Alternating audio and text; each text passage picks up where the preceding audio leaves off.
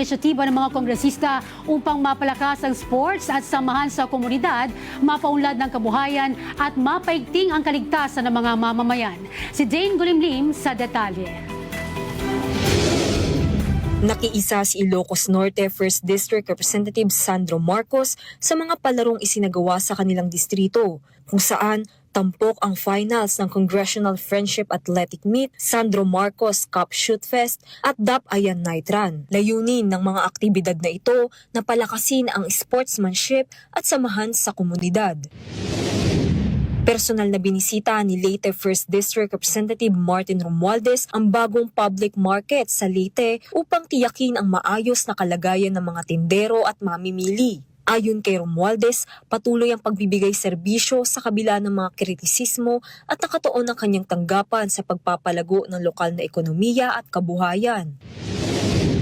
Isinagawa sa Dalandanan Event Space ang libreng kapon para sa mga alagang aso at pusa sa ilalim ng programang Pet Connect sa pakikipagtulungan ng Philippine Animal Welfare Society, katuwang si Valenzuela 1st District Representative Kenneth Gatchalian. Matagumpay na naisagawa ang aktibidad bilang bahagi ng pagsusulong ng responsableng pag-aalaga ng hayop.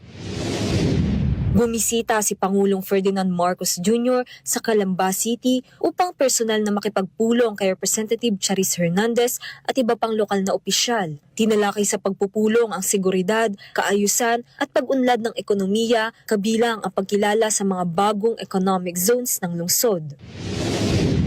Pinasinayaan ng bagong multipurpose building at youth hubs sa Barangay Milagrosa sa pangunguna ni Quezon City 3rd District Representative Franz Momaren. Layunin ng proyekto na magbigay ng espasyo para sa mga aktibidad ng komunidad at kabataan at higit pang palakasin ang lokal na serbisyo at partisipasyon ng mamamayan. Para sa totoong balita sa Bagong Pilipinas, Dane Gulimlim, 13 sa tanghali ng Congress TV.